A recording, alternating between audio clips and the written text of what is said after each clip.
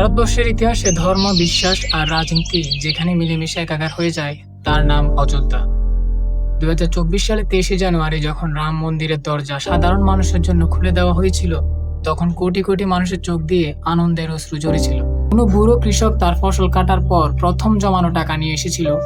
কোনো মা তার সংসারের খরচ বাঁচিয়ে কয়েকটি নোট জোড়া দিয়ে এনেছিল পরম ভক্তিতে। তারা লাইনে দাঁড়িয়ে ঘন্টার পর ঘন্টা অপেক্ষা করেছেন এই বিশ্বাসে যে তাদের কষ্টের টাকা সরাসরি ভগবান রামের চরণে পৌঁছাবে। কিন্তু তারা কি জানতেন পর্দার আড়ালে একদল মানুষরূপী নেকড়ে মুখ পেতে বসে আছে? আজ আমরা এমন এক চুরির গল্প বলবো যা ব্যাংক ডাকাতি বা রাজকীয় লুণ্ঠনকেও হার মানায়। এ হলো কোটি কোটি মানুষের বিশ্বাসের উপর এক চরম আঘাত। গল্পের শুরুটা হয়েছিল ২০১৯ সালে, যখন সুপ্রিম কোর্ট রাম মন্দির নির্মাণের রায় দেয়। ২০২০ সালে ৫ই ফেব্রুয়ারি সরকার গঠন করেন শ্রীরাম জন্মভূমি তীর্থক্ষেত্র ট্রাস্ট। আর এখানেই শুরু হয় প্রথম সাল। ভারতের অন্যান্য বড় মন্দিরের ট্রাস্টগুলো নিয়ন্ত্রণ সরকার সরাসরি নিলেও এখানে এটিকে অটোনোমাস হিসেবে গঠন করেন। কাগজে কলমে এমনভাবে রাখা হয়েছিল যাতে সাধারণ মানুষ বা কোনো সমাজকর্মী চাইলেও আরটিআর ফাইল করে মন্দিরের আয় ব্যয়ের হিসেব জানতে পারত না।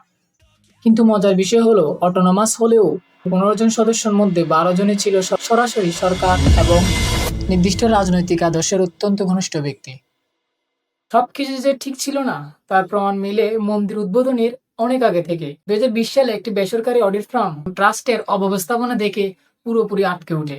তারা লিখিত রিপোর্ট দিয়ে জানায় যে এখানে টাকা পয়সা লেনদেনের কোনো সুনির্দিষ্ট সিস্টেম বা রেকর্ড রাখা হচ্ছে না।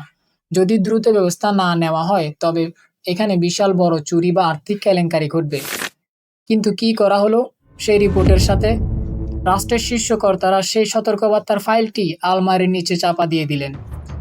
এমনকি দীনানাথ বর্মা নামের একজন কনস্ট্রাকশন ইঞ্জিনিয়ার যখন অ্যালুমিনিয়ামের কাজের বিল বাড়িয়ে ৪০% কমিশন নেওয়ার সরাসরি অভিযোগ তুললেন, তখন তাকে পুরস্কৃত করার বদলে চাকরি থেকে তাড়িয়ে দেওয়া হলো এবং প্রাণ নাশের হুমকি দেওয়া হলো। ২০২৪ সালে মন্দির উদ্বোধনের পর থেকেই দৈনিক চাঁদার পরিমাণ হতো লাখ লাখ টাকা। উৎসবের দিনেও তো এর পরিমাণ বেড়ে দাঁড়াতো ৫০ থেকে ৬০ লাখ টাকার মতো। স্টেট ব্যাংক অফ ইন্ডিয়ার সাথে চুক্তি করা হয়েছিল টাকা গোনার।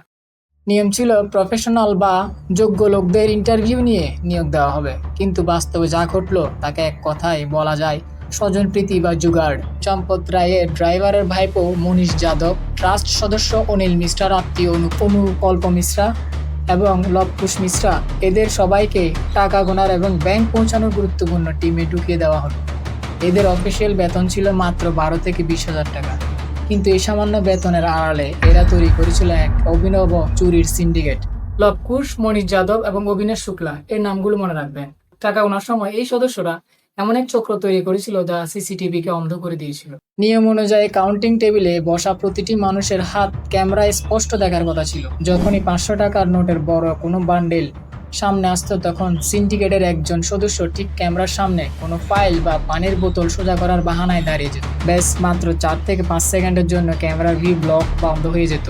আর ঠিক সেই ৪ সেকেন্ডের ভেতরে টেবিল থেকে ৫০০ টাকার নোটের আস্ত একটি গড্ডি চলে যেত তাদের পকেটে বা জামার হাতার ভেতরে। কিন্তু সিকিউরিটি চোখ ফাঁকি দিয়ে টাকা তো পকেটে ঢুকলো, এবার এই টাকা তারা বাইরে নেবে কিভাবে? কাউন্টিং রুমের নিয়ম ছিল অত্যন্ত কড়া। টাকা গোনার সময় শিফট চলাকালীন কেউ রুমের বাইরে যেতে পারতো না। তবে একটি মাত্র ছাড় ছিল, জরুরি প্রয়োজনে রুমের বাইরে থাকা অ্যাটাচ ওয়াশরুমে যাওয়া যাবে। আর এই ওয়াশরুমটিকে তারা বানিয়ে ফেলেছিল তাদের চুরির মূল ট্রানজিট পয়েন্ট বা সেফ হাউস। জামার ভেতর টাকা লুকানোর পর একে একে সবাই পেট খারাপ বা ওয়াশরুমে যাওয়ার বাহানা করত। ওয়াশরুমের ভেতরে কোনো সিসিটিভি ক্যামেরা থাকে না, আর এই সুযোগেরই শতভাগ ফায়দা তুলেছিল তারা। ফ্লাশ ট্যাঙ্কের পেছনে, কমোড পাইপের আড়ালে কিংবা ফলস সিলিং এর ভেতরে তারা সেই ৫০০ টাকার নোটের তারাগুলো লুকিয়ে রাখত। সারাদিন ধরে এক একজন ৪ থেকে ৫ বার ওয়াশরুমে যেত এবং প্রতিবারই টাকার অঙ্ক বার। দিন শেষে যখন তাদের শিফট শেষ হয়ে যেত এবং সিকিউরিটি চেকের সময় আসতো, তারা খুব সহজে বেরিয়ে যেত। তাদের সাথে তখন কোনো টাকা পয়সা থাকতো না। একদম দিনের শেষে তারা বিভিন্ন বাহানায়, ওয়াশরুম ক্লিন করা বা অন্যান্য বাহানায়, এই চক্রের সদস্যরা এসে ওয়াশরুম থেকে টাকাগুলো কালেক্ট করে নিয়ে যেত। এসআইটি যখন তদন্তে নেমে ওয়াশরুম থেকে নগদ ৪.৫ লক্ষ টাকা উদ্ধার করে, তখন এই সদস্যদের এই পথটি বন্ধ হয়ে যায়। কিন্তু তাতে তারা দমে যাননি। তারা শুরু করলো চুরির ইতিহাসে ভয়ঙ্কর এক অধ্যায়, ১২০টি নোটের রহস্য। 2025 সালের শুরুতে ট্রাস্টের কিছু কর্মকর্তার খটকা লাগলো।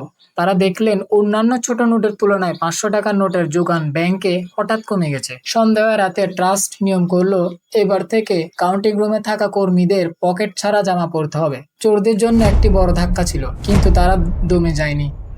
তারা এমন এক গাণিতিক জালিয়াতি বের করলো যা ধরতে ব্যাংকের অডিট টিমেরও ঘাম ছুটে গিয়েছিল। রাম মন্দিরের দান বাক্স থেকে যখন টাকা বের হতো তখন সব নোট মিক্স থাকতো। নিয়ম ছিল প্রথমে 500 টাকার নোটগুলো আলাদা করে 100টি নোটের একটি গড্ডি বা বান্ডিল বানানো। 100টি 500 টাকার নোট মানে এক বান্ডিলে থাকবে ঠিক 50,000 টাকা। এরপর সেই বান্ডিলের উপর একটি করে ভাউচার বা স্লিপ লাগানো হতো। এই সিন্ডিকেটের সদস্যরা কি করলো, তারা অত্যন্ত চতুরতার সাথে 100টি নোটের জায়গায় প্রতিটি বান্ডিলে 120টি থেকে 130টি করে নোট ঢুকিয়ে দিতে লাগলো। অর্থাৎ যে বান্ডিলে 50,000 টাকা থাকার কথা ছিল সেখানে বাস্তবে ছিল 60,000 থেকে 70,000 টাকার মতো। কিন্তু উপরের ভাউচারে লেখা থাকতো ঠিক 50,000 টাকাই। যেহেতু ভাউচারে 50,000 লেখা, তাই উপর গণনার সময় ট্রাস্টের কর্মকর্তারাও ভাবতেন বান্ডিলে 50,000 টাকাই আছে। কেউ তো আর প্রতিটি বান্ডিল নতুন করে দেখতো না। আর এই ভাউচার তৈরির দায়িত্ব ছিল ট্রাস্টের মেম্বার অনিল মিশ্রার পরমাত্মীয় অনুকূল মিশ্রা। ভাউচার তৈরি হয়ে গেল, কাগজে কলমে সব ঠিক আছে, কিন্তু এই বাড়তি টাকা সিন্ডিকেটের চক্ররা কিভাবে বের করে নিয়ে আসতো? মন্দির থেকে টাকাগুলো লোহার বাক্স ভরে স্টেট ব্যাংকের মূল শাখায় নিয়ে যাওয়ার দায়িত্ব ছিল রিতেশ চতুর্বেদী, গগনদীপ সিং এবং চম্পত রায়ের পার্সোনাল ড্রাইভার টিনু যাদবের উপর। মন্দির থেকে যখন গাড়িটি ব্যাংকের উদ্দেশ্যে রওনা দিত তখন মাঝপথেই ঘটত আসল কারসাজি। ব্যাংকে টাকা জমা দেওয়ার ঠিক আগ মুহূর্তে তারা সেই 120টি নোটের বান্ডিল গুলো থেকে বিরক্ত 20টি করে নোট তারা সুকৌশলে টেনে বের করে নিজেদের ব্যাগে ঢুকিয়ে নিত। বান্ডেলটি আবার আগের মতো 100টি নোটে হয়ে যেত। এরপর ব্যাংকে গিয়ে তারা ভাউচার অনুযায়ী ঠিক 50,000 টাকায় জমা দিত। ব্যাংকের ক্যাশিয়ার গুনে দেখতেন, হ্যাঁ বান্ডিলে ঠিক 100টি নোট আছে, ভাউচারও 50,000 লেখা আছে। ফলে ব্যাংকের সিস্টেমে কোনো লাল বাতি জ্বলতো না, ট্রাস্টের খাতায় কোনো টাকার ঘাটতি দেখা দিত না, কিন্তু মাঝখান থেকে প্রতি বান্ডিল পিছু 10 থেকে 20,000 টাকা করে প্রতিদিন লাখ লাখ টাকা এই সিন্ডিকেটের পকেটে চলে যেত। এভাবে প্রতিদিন মাসের পর মাস, বছরের পর বছর রামের চোখ ফাঁকি দিয়ে সিসিটিভির সামনে দাঁড়িয়ে ব্যাংকের সিস্টেমকে বুড়ো আঙুল দেখিয়ে তারা লুটে নিয়েছে লাখ লাখ কোটি কোটি টাকা। এটি কোনো সাধারণ চুরি ছিল না, এটি ছিল সুপরিকল্পিত গাণিতিক এক মহালুণ্ঠন। পাপের ঘোড়া একদিন না একদিন পূর্ণ হয়। 2026 সালে মার্চ মাসে ব্যাংকের সন্দেহ হলে তারা কর্মী বদলানোর পরামর্শ দেয়, যা ট্রাস্ট নাকচ করে দেয়। এরপর মে মাসের শেষে ভেতরে কিছু কর্মকর্তা কাউন্টিং রুমে মেইন ক্যামেরার পাশাপাশি কয়েকটি হিডেন বা গোপন ক্যামেরা লুকিয়ে বসিয়ে দেয়। 4 জুন যখন সেই গোপন ক্যামেরার ফুটেজ খোলা হলো তখন কর্মকর্তারা তাদের নিজের চোখকে বিশ্বাস করতে পারছিলেন না। দেখা গেল প্রকাশ্য দিবালোকে সিসিটিভির সামনে দাঁড়িয়ে এরা লাখ লাখ টাকা জামার ভেতরে লুকাচ্ছেন। 5 জুন পুলিশ প্রধান অভিযুক্ত অবিনাশ শুক্লার বাড়িতে হানা দেয়। যে ছেলের বেতন 20,000 টাকা, তার বাড়ি থেকে উদ্ধার হলো প্রায় 58 লাখ টাকার সমপরিমাণ ক্যাশ ও বিদেশি ডলার। কিন্তু ট্রাস্ট ঘটনাটি ধামাচাপা দিতে কোনো অফিসিয়াল এফআইআর দায়ের করেনি। গোপন ক্যামেরার কথা ট্রাস্ট চেপে গেল ভেতরের এক ক্ষুদ্র একজন কর্মী সমাজবাদী পার্টির নেতা তার কাছে সব তথ্য ফাঁস করে দেয়। অখিলেশ যাদব টুইট করার সাথে সাথে পুরো ভারতের তোলপাড় শুরু হয়। বাধ্য হয়ে 23 জুন উত্তরপ্রদেশের মুখ্যমন্ত্রী একটি বিশেষ তদন্ত দল বা এসআইটি গঠন করেন। এসআইটি তদন্তে নেমে কাউন্টিং রুমের পাশের ওয়াশরুম থেকেই 4.5 লাখ টাকার ক্যাশ উদ্ধার করেন। এরপর যখন অভিযুক্তদের বাড়ি তল্লাশি চালানো হলো তখন যে দৃশ্য দেখা গেল তা কল্পনাতীত। চম্পত রায়ের ড্রাইভার টিনু যাদব যে আগে অটো চালাতো, তার বাড়ি থেকে পাওয়া গেল 50 কোটি টাকার সম্পত্তির কাগজ, বিলাসবহুল ফরচুন গাড়ি এবং 70 রুমের হোস্টেল। কার মেকানিক লবকুশের বাড়ির গোবরের স্তূপ থেকে বের হলো 10 লাখ টাকা ক্যাশ। 12,000 টাকা বেতনের কর্মচারীরা রাতারাতি কোটিপতি বনে গেছে। কিন্তু চুরি কি শুধু মন্দিরের দান বাক্সের টাকাতেই ছিল? না, আসল চুরি ছিল মন্দিরের জমি কেনা বেচা নিয়ে। আম আদমি পার্টির নেতা সঞ্জয় সিং ভক্তদের দেওয়া 151 কোটি টাকা দিয়ে যখন জমি বেচা কিনা শুরু করলেন তখন দেখা গেল এক চরম জালিয়াতি। অযোধ্যার মেয়রের এক আত্মীয়ের কাছ থেকে মাত্র 2.5 মাস আগে 20 লাখ টাকায় কেনা একটি জমি ট্রাস্ট কিনে নিল 2.5 কোটি টাকায়। অন্য একটি ডিল তো আরো অবাস্তব।